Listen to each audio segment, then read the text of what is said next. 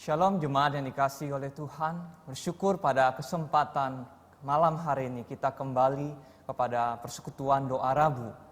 Di dalam masa-masa 2 bulan ke depan, kita akan bersama-sama merenungkan satu tema besar di dalam seri khotbah kebaktian doa Rabu, yaitu BT, beda-beda tipis. Apa maksudnya Bapak Ibu?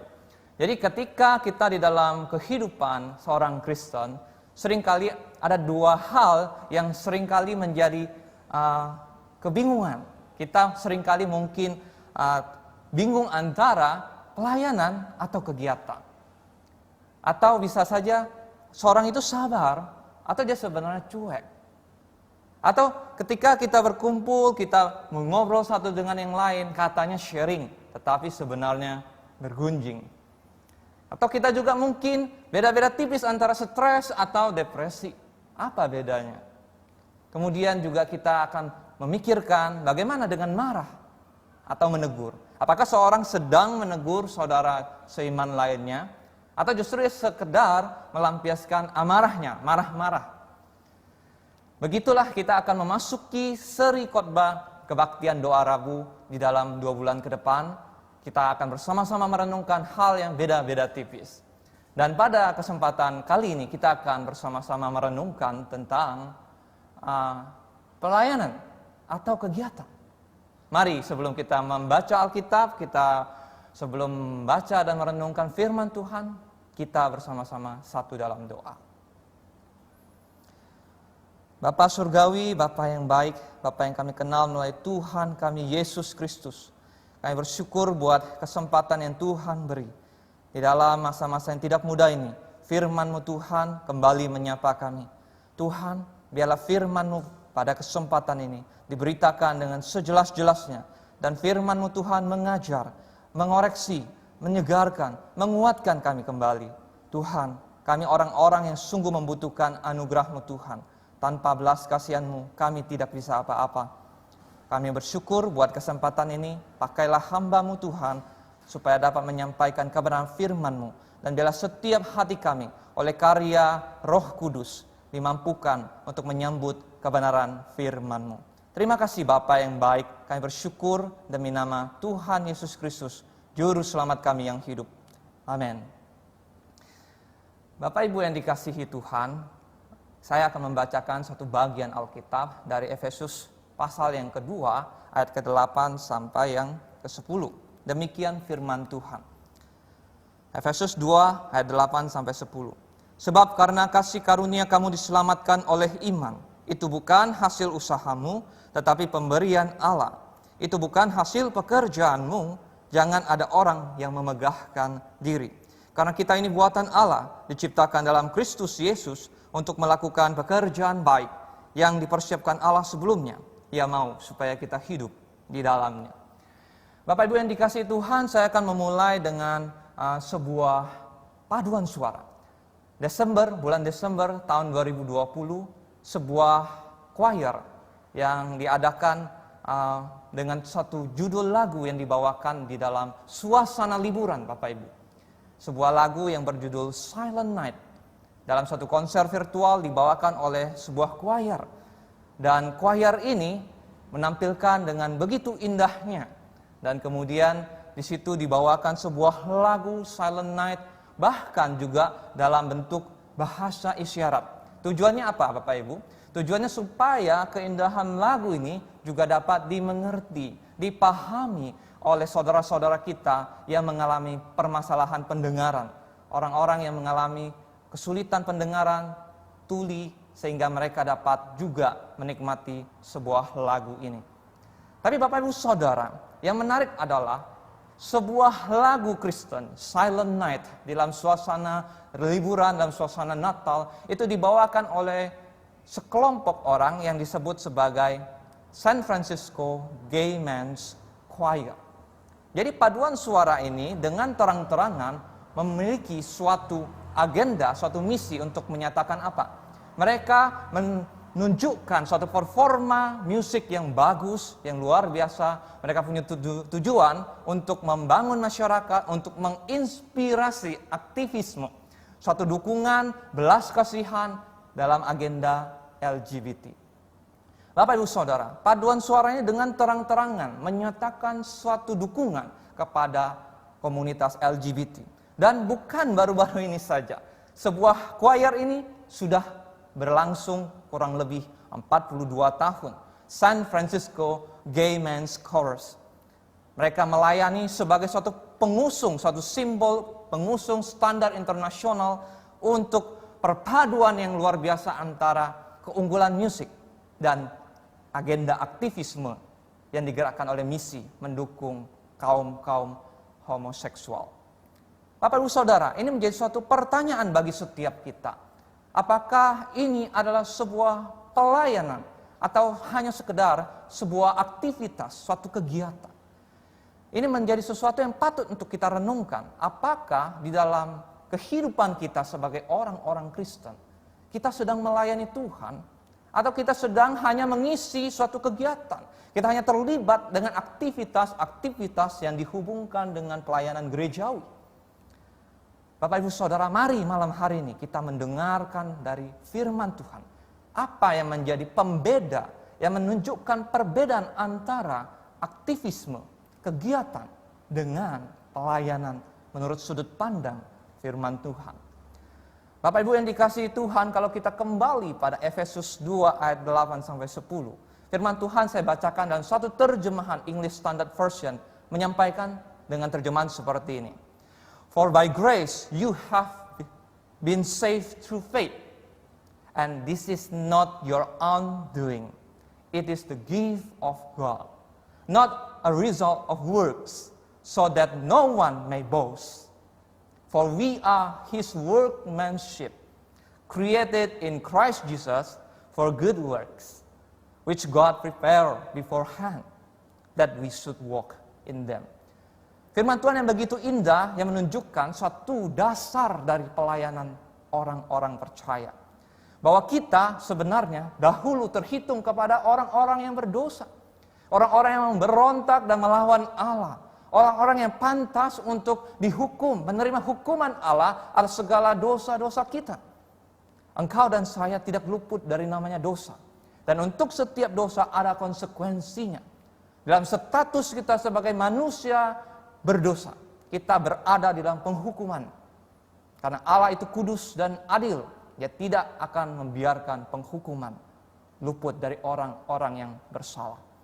Tetapi firman Tuhan menunjukkan kepada kita, berita Injil menyatakan bahwa Allah yang penuh kasih karunia itu mengutus anak yang tunggal Yesus Kristus ke dalam dunia.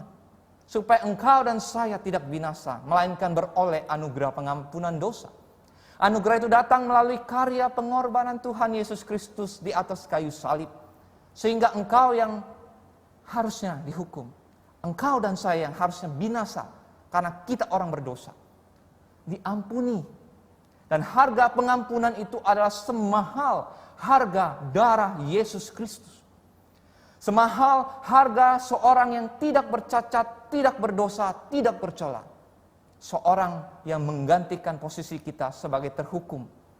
Dan kita diampuni melalui karya pengorbanan Yesus Kristus. Bapak Ibu yang dikasihi Tuhan, ini adalah suatu anugerah dari Allah, pemberian Allah. Sehingga firman Tuhan melalui Rasul Paulus dicatatkan di Efesus 2 ini. Engkau dan saya diselamatkan semata-mata kasih karunia Allah. Semata-mata anugerah kemurahan hati Allah. Bukan karena kita cukup baik, bukan karena kita cukup saleh, bukan karena kita cukup bermoral dan pantas untuk memasuki surga. Oh tidak Bapak Ibu, semata-mata kasih karunia Allah. Dan di ayat 10, penebusan Allah itu yang Allah kerjakan di dalam hidup kita. Kita dibebaskan dari dosa. Dan kita ditebus dengan suatu maksud tujuan yang mulia. Dan kita dikatakan di ayat 10, kita adalah ciptaan Allah, buatan Allah, diciptakan dalam Kristus Yesus untuk pekerjaan baik yang dipersiapkan Allah sebelumnya. Bapak Ibu yang dikasihi Tuhan, kita diselamatkan dari dosa dan maut, dari kebinasaan yang kekal. Tetapi bukan tanpa tujuan. Kita dipersiapkan dalam rencana Allah yang kekal dan mulia adanya itu. Untuk mengerjakan pekerjaan baik. Bapak Ibu yang dikasihi Tuhan. Di dalam ayat 10 tadi dituliskan kata pekerjaan. Dan di dalam bahasa Yunaninya menggunakan kata ergon. Ergon dapat diterjemahkan menjadi pekerjaan, perbuatan, karya. Jadi kata pekerjaan di sini punya pengertian yang begitu luas ya. Dan salah satunya dapat kita pahami bahwasanya pekerjaan baik itu termasuk kepada pelayanan. Pelayanan sebagai pekerjaan baik yang dilakukan oleh orang-orang percaya kepada Yesus Kristus. Bapak Ibu yang dikasihi Tuhan, bagaimana membedakan antara pelayanan dengan kegiatan? Dasarnya menurut firman Tuhan adalah pembedanya menurut dasarnya, fondasinya, alasannya. Apa alasan seseorang melakukan katakan suatu aktivitas atau pelayanan? Dasarnya di dalam firman Tuhan adalah, alasannya adalah anugerah Allah. Jadi ketika sesuatu dapat dikategorikan, disebut sebagai pelayanan, itu dasarnya, alasannya, fondasinya adalah anugerah Allah yang bekerja di dalam diri orang tersebut. Anugerah Allah yang menjumpai orang yang berdosa, lalu diselamatkan di dalam nama Tuhan Yesus Kristus. Pelayanan dimulai dengan satu titik awal, titik tolak, starting point dari anugerah Allah. Pelayanan bukan bicara, karena saya cukup murah hati, karena saya cukup baik, cukup saleh dan taat, maka saya melayani. Tidak. Titik tolaknya di dalam perspektif firman Tuhan adalah selalu dimulai dari anugerah Allah yang berkarya di dalam diri seorang yang berdosa, yang dikasihi Allah, diampuni oleh Allah, dan diselamatkan dengan suatu maksud yang mulia untuk mengerjakan pelayanan, mengerjakan pekerjaan baik. Demikianlah apa yang dikatakan oleh firman Tuhan melalui Efesus 2 ayat 8-10. Kita melihat dasarnya adalah anugerah Allah. Alasannya anugerah Allah kepada kita. Lalu, bagaimana dengan tujuan dari suatu aktivitas atau pelayanan? Tujuannya apa Bapak Ibu? Nah, kita akan melihat satu bagian firman Tuhan yang lain disampaikan melalui Rasul Petrus. Dalam 1 Petrus pasal yang keempat ayat 10-11a. Demikian firman Tuhan. Layanilah seorang akan yang lain sesuai dengan karunia yang telah diperoleh tiap-tiap orang. Sebagai pengurus yang baik dari kasih karunia Allah. Jika ada orang yang berbicara, baiklah ia berbicara sebagai orang yang menyampaikan firman Allah. Jika ada seorang yang melayani, baiklah ia melakukannya dengan kekuatan yang dianugerahkan Allah. Supaya Allah dimuliakan dalam segala sesuatu. Karena Yesus Kristus. Firman Tuhan memberikan suatu penjelasan kepada kita, bahwasanya Rasul Petrus menyampaikan bahwa kita dipanggil sebagai orang-orang yang beroleh kasih karunia. Orang-orang yang menikmati anugerah kemurahan hati Allah. Dan kita diberikan karunia-karunia Allah untuk melayani. Dan itu tujuannya apa? Tujuannya adalah supaya Allah dimuliakan di dalam segala sesuatu. Bapak Ibu Saudara, pelayanan bukan berbicara tentang kemuliaan seseorang, tetapi berbicara tentang kemuliaan Allah yang beranugerah di dalam kehidupan kita. Berbicara tentang tujuan bagaimana kita melayani. Tujuannya bukan kemuliaan diri sendiri, bukan kepentingan kita, bukan supaya kita yang ditonjolkan atau dipuji-puji. Tetapi Allah Tritunggal Bapa, Anak, Roh Kudus yang layak dipuji karena semua karya dan anugerahnya dalam hidup kita. Inilah menjadi ucapan syukur kita. Ketika kita melayani, kita mengucap syukur. Kita melayani Allah. Kita menunjukkan semua pelayanan kita untuk kemuliaan Allah. Bapak Ibu yang dikasihi Tuhan, selain berbicara tentang tujuan mempermuliakan Allah, Rasul Paulus juga mengingatkan kita di dalam 1 Korintus 14 ayat 12. Demikian pula dengan kamu. Kamu memang berusaha untuk memperoleh karunia-karunia roh. Lebih daripada itu, hendaklah kamu berusaha mempergunakannya untuk membangun jemaat. 1 Korintus 14:12 ini berbicara di dalam satu konteks bagaimana orang-orang saling meninggikan. Jemaat Korintus saling meninggikan karunia roh. Yang satu, saya punya karunia A, saya punya karunia B, kemudian meninggikan diri, kepentingan diri sendiri. Tetapi firman Tuhan dengan jelas menegur, bahwasanya setiap karunia-karunia yang diberikan Allah Roh Kudus kepada orang percaya adalah diperuntukkan untuk dipergunakan membangun jemaat. membangun tubuh Kristus, membangun sesama saudara-saudari seiman di dalam Tuhan. Bukan untuk meninggikan diri, bukan untuk kepentingan diri sendiri. Karunia-karunia roh diberikan untuk membangun jemaat, membangun tubuh Kristus. Jadi dari tujuan dari suatu pelayanan adalah untuk mempermuliakan Allah dan juga untuk membangun tubuh Kristus. Kita sudah berbicara tentang alasan. Apakah alasannya benar atau tidak? Kemudian kita juga bicara tentang tujuan. Apakah tujuan itu sedang melayani kepentingan kemuliaan siapa? Apakah itu membangun gereja Tuhan atau tidak? Tetapi tidak cukup hanya bicara alasan dan kedua tujuan. Ada juga hal yang penting yang seringkali mungkin engkau dan saya abaikan. Apa itu Bapak Ibu? Relasi. Tapi bagaimana maksudnya? Saya akan menceritakan sebuah kisah. Dalam suatu perjalanan dinas seorang Kristen, dia berjalan di dalam suatu perjalanan dinas, dia pergi ke kota yang lain, di mana dia kemudian pada hari Minggu mencari gereja untuk berbakti. Dia seorang yang mengasihi Tuhan dan dia beribadah pada hari Minggu dalam satu gereja lokal di sana. Bapak Ibu Saudara, dia sengaja datang lebih awal. Dia datang lebih awal, dia ingin melihat-lihat terlebih dahulu. Lalu kemudian seorang bapak ini melihat ada di sana seorang yang dari pakaiannya dia tahu bahwa ia adalah seorang pendeta. Benar, dia mendekati bapak itu, kemudian ya berbicara, ngobrol, dan memang bapak itu adalah seorang pendeta yang melayani di gereja tersebut. Kemudian singkat cerita, ketika mereka ngobrol-ngobrol, seorang bapak di dalam perjalanan dinas ini melihat ada seorang ibu-ibu yang sedang mengelap bangku gereja. Padahal itu masih belum waktunya untuk beribadah.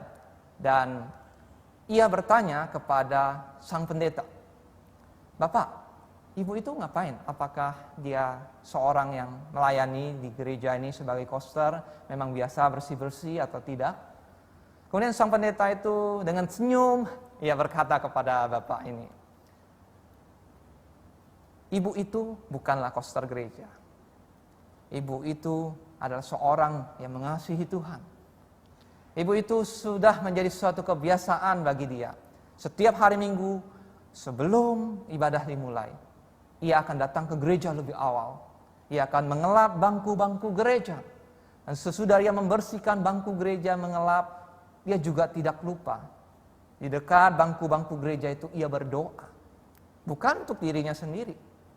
Asal Bapak tahu, ia berdoa untuk orang-orang yang akan hadir, orang-orang yang akan datang untuk beribadah di gereja tersebut. Dan bukan hanya jemaat, dia juga berdoa untuk orang-orang baru. Orang-orang yang mungkin belum mengenal Tuhan Yesus Kristus. Orang-orang yang masih di dalam keberdosaannya, yang membutuhkan berita anugerah Injil Tuhan Yesus. Bapak ini terhening sejenak ya. Ia masih heran. Masih ada ya orang yang mau melakukan hal seperti itu ya. Hal yang sederhana, hal yang tidak dilihat orang. Dan apakah orang akan memuji? "Oh, terima kasih Bu. Terima kasih ya Bu, sudah dilap bangku-bangkunya. Wah, keren sekali Ibu sudah mengelap bangku-bangku di gereja ini." Bapak Ibu Saudara, pelayanan seringkali diidentikan dengan apakah ada orang yang akan memuji sesudah saya melayani. Apakah ada orang yang akan berterima kasih dan memuji-muji ketika saya sudah selesai melayani. Dan pelayanan seringkali diidentikan ada yang melihat. Bapak Ibu Saudara, dari kisah ini kita belajar bahwa seorang ibu ini melayani tidak mesti harus dilihat. Apa sih yang dia lakukan? Hal yang sederhana. Hal yang bagi kebanyakan orang remeh-temeh. Tetapi apa yang dilakukannya berasal dari dalam hatinya. Hati yang berrelasi. Hati yang memiliki hubungan yang dipulihkan dengan Allah. Hati yang mengenal Tuhan Yesus Kristus. Dan itu bukan sekedar aktivitas. Bukan sekedar mengisi kekosongan. Bukan sekedar mencari kesibukan. Oh, supaya tidak bengong di rumah. Oh, supaya ada kerjaan. Oh, supaya saya bisa melakukan suatu aktivitas. Tidak. termenung, terdiam begitu saja. Tidak. Tetapi ibu ini melayani, mengasihi Tuhan. Ia mungkin tidak punya karunia yang luar biasa. Ia mungkin tidak berkesempatan untuk menunjukkan suatu pelayanan yang bisa dilihat orang banyak. Ia mungkin juga tidak punya kesempatan untuk melakukan suatu pelayanan yang mungkin dianggap orang spektakuler, keren, luar biasa. Ia melakukan hal yang sederhana yang ia mampu lakukan sesuai dengan apa yang Tuhan berikan kepada dia. Dan dia melakukannya berasal dari relasi dengan Tuhan Yesus Kristus.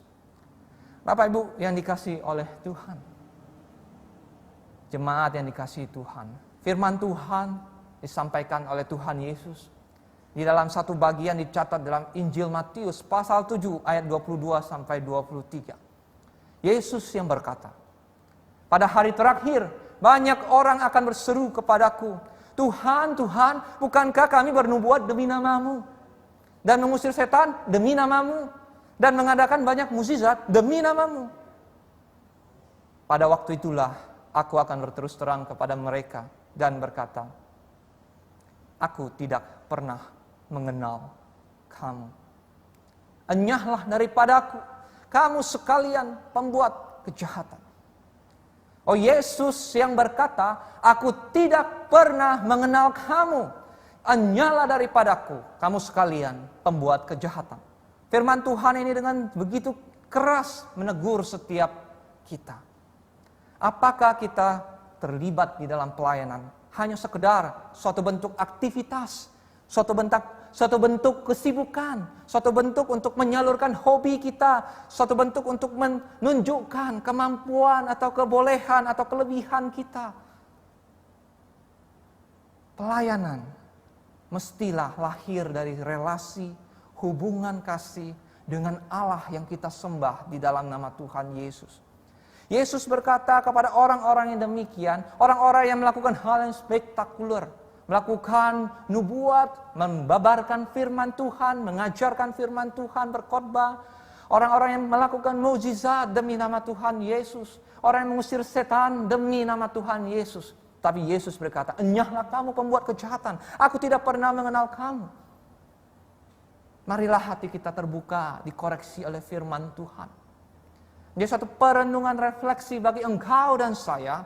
Apakah kita mengerjakan pelayanan benar-benar lahir dari suatu relasi dengan Tuhan. Benar-benar mengenal Tuhan Yesus Kristus. Benar-benar mencintai Allah Bapa yang mengutus Kristus ke dalam dunia. Benar-benar mengasihi Roh Kudus yang menuntun, membimbing kita hari demi hari.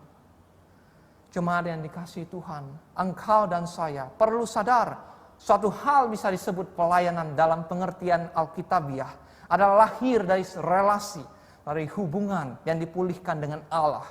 Karena kita melayani Allah. Kita melayani Allah yang beranugerah kepada kita di dalam Kristus. Dan kita jangan sampai sekedar jatuh kepada aktivisme, sibuk melakukan ini itu.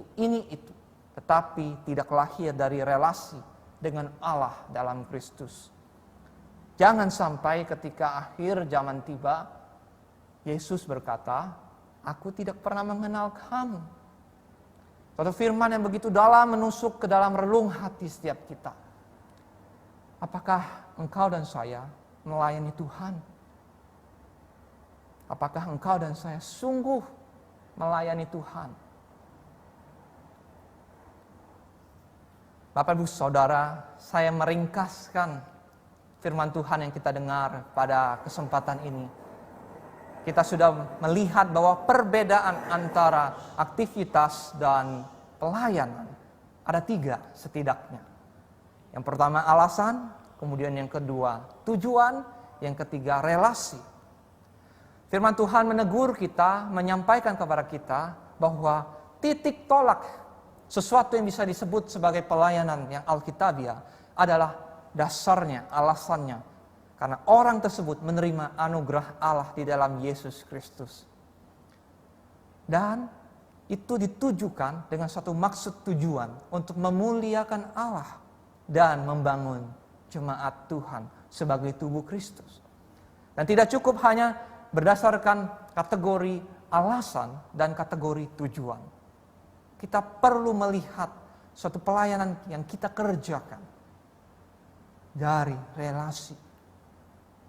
Dari relasi dengan Allah di dalam Kristus Yesus. Jadi kalau kita singkat, ART. Dalam bahasa Inggris, art seni. Atau dalam bahasa Indonesia, asisten rumah tangga. A, alasan, dasarnya pelayanan kita haruslah dari anugerah Allah kepada kita. Menyelamatkan kita, mengasihi kita, memulihkan kita. R, relasi, melayani, lahir dari relasi yang dipulihkan dengan Allah melalui Kristus. Membangun hari demi hari relasi yang intim dengan Allah. Biarkan kasih karunia Allah Roh Kudus itu menuntun kita, mengoreksi kita melalui firman-Nya, dan memimpin kita untuk sungguh melayani. Dengan tujuan yang sama untuk mengasihi, mempermuliakan Allah yang menebus kita, yang mengasihi kita dalam Kristus. Dan membangun sesama anak-anak Tuhan, sesama jemaat Tuhan, sebagai kesatuan tubuh Kristus. Biarlah kita memahami bahwa pelayanan kita berefleksi, pelayanan yang kita kerjakan, bukan sekedar aktivitas. Alasannya, relasinya, tujuannya, semua kembali kepada Allah yang beranugerah di dalam Kristus Yesus bagi kita. Dan mari kita melayani Tuhan dengan ucapan syukur atas anugerahnya yang begitu ajaib dan luar biasa.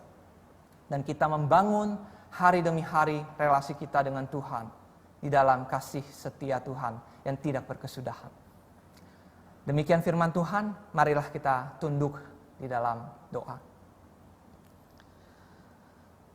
Bapa Surgawi, kami bersyukur kami diajar kembali, kami disegarkan kembali oleh anugerah Tuhan melalui firman. Kami diingatkan bahwasanya pelayanan bukan berbicara dari alasan yang remeh, bukan bicara dari alasan kebaikan, kesolehan kami, tetapi bertolak dari alasan anugerah Allah yang berkarya mengampuni kami orang-orang berdosa. Engkau beranugerah di dalam darah Yesus Kristus yang tercurah di salib Golgota. Kami yang harusnya binasa, tetapi kami diampuni, diberi hidup yang kekal. Dan kami mau mengucap syukur dengan melayani Engkau Tuhan, masuk di dalam rencana-Mu, mengerjakan pekerjaan baik bagi kemuliaan nama-Mu Tuhan. Untuk membangun sesama tubuh Kristus sebagai sama-sama saudara-saudari seiman. Dan kami melakukan bukan sekedar kesibukan aktivitas, tetapi kami melakukan pelayanan kami semata-mata karena Tuhan yang beranugerah dan membangun satu relasi yang telah dipulihkan melalui salib Yesus Kristus. Sehingga kami dapat menjadi anak-anak-Mu Bapa. Kami boleh memanggil Engkau Bapa, Aba, ya Bapa, yang penuh kasih, yang mengampuni dan menyayangi kami sebagai anak-anak-Mu. Tuhan, ketika kami sedang lemah, marilah Tuhan Engkau kuatkan. Bagi kami sedang bergumul dengan berbagai permasalahan kehidupan, marilah Engkau teguhkan hati kami. Teguhkan iman kami untuk terus berharap kepadamu Tuhan, untuk terus mengikut Engkau dengan setia. Kami tidak mau mengikuti arus godaan dunia. Kami ingin Roh Kudus memimpin, menuntun, menegur kami. Memampukan kami untuk terus setia sampai akhir kepada Engkau, Yesus Kristus Tuhan. Dan Tuhan, kami tidak sanggup melayani dengan kekuatan kami sendiri. Kami tidak mau mengandalkan kemampuan kami. Tetapi kami mau mengandalkan kekuatan, kasih karunia dari Tuhan kepada kami. Ajar kami untuk mengandalkan hikmat dari firman-Mu Tuhan. Ajar kami terus untuk mengasihi, melayani dari relasi dengan Engkau Tuhan. Satu hubungan yang penuh dengan kemurahan Tuhan. Yang begitu intim. Supaya kami tidak melayani sekedar melakukan aktivitas. Sekedar melakukan kesibukan. Tetapi kami sungguh-sungguh mengenal Allah yang hidup di dalam Kristus Yesus. Terima kasih Bapa yang baik. Berkatilah jemaat-Mu Tuhan, berkatilah kami anak-anak-Mu Tuhan, dimanapun kami berada. Biarlah Tuhan menguatkan kami, menolong kami, membimbing kami hari demi hari ke depan. Dan biarlah kami memiliki hati yang rela, yang bersyukur untuk melayani Tuhan. Terima kasih Bapa yang baik, Kami mengucap syukur dan segala hormat, puji, kemuliaan hanya bagi Allah Bapa, Anak, Roh Kudus. Ini seru doa kami dalam Kristus Yesus Tuhan. Amin.